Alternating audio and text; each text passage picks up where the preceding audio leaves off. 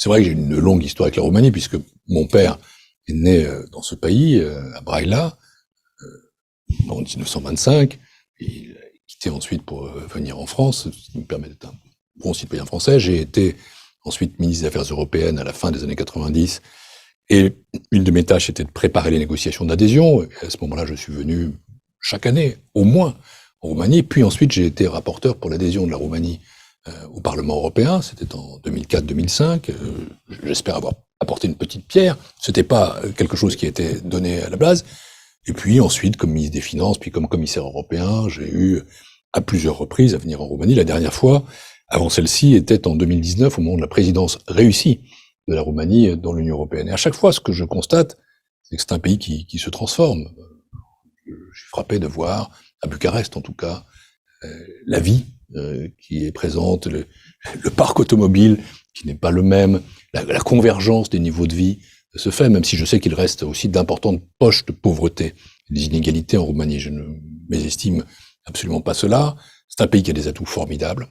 Il y a des atouts qui sont liés à ses ressources naturelles, le pétrole et le gaz, par exemple, qui sont liés à sa situation stratégique, qui sont liés à sa culture, qui sont liés à l'inventivité de son peuple. Et on peut toujours faire mieux.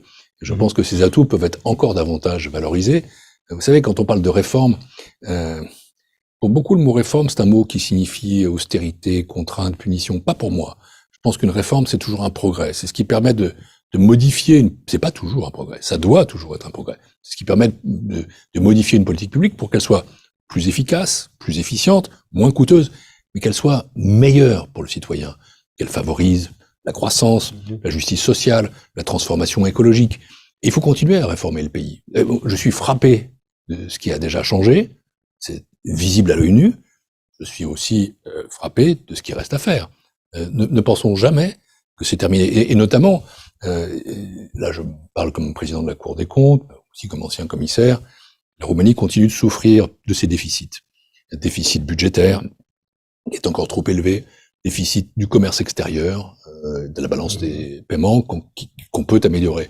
Et ça, je pense, mais j'ai senti chez tous mes interlocuteurs, du Premier ministre au président de l'Assemblée nationale, qu'il y a une conscience de ça, et une volonté d'améliorer cette situation, non pas encore une fois pour le plaisir d'avoir des comptes en ordre, mais simplement parce que ça met le pays dans une situation plus forte, et plus forte notamment pour un objectif auquel moi je suis très attaché, non pas encore une fois par idéologie, mais parce que je sais que c'est une situation favorable, c'est l'appartenance à l'euro. Je souhaite que la Roumanie puisse, en temps utile, l'objectif c'est 2029 aujourd'hui, adhérer à l'euro parce que c'est une protection, c'est une garantie de stabilité, c'est aussi une garantie de solidarité. Vous avez prononcé ce mot tout à l'heure. C'est vrai que nos pays, les pays membres de la zone euro, ont pu, par exemple, depuis 2012, depuis le fameux Whatever It Takes de Mario Draghi, bénéficier de liquidités abondantes qui ont soutenu notre croissance. Et donc, ça demande du temps. C'est pas simple de se préparer à l'euro, mais c'est un objectif mobilisateur qui donne aussi de la force politique au pays. Bref, je pense que énormément de choses ont changé en Roumanie quand je suis venu ici pour la première fois comme responsable politique, il y a 25 ans maintenant, et maintenant, c'est une transformation incroyable. Mais je dirais qu'on est encore pas au milieu du chemin, mais il nous reste encore à faire.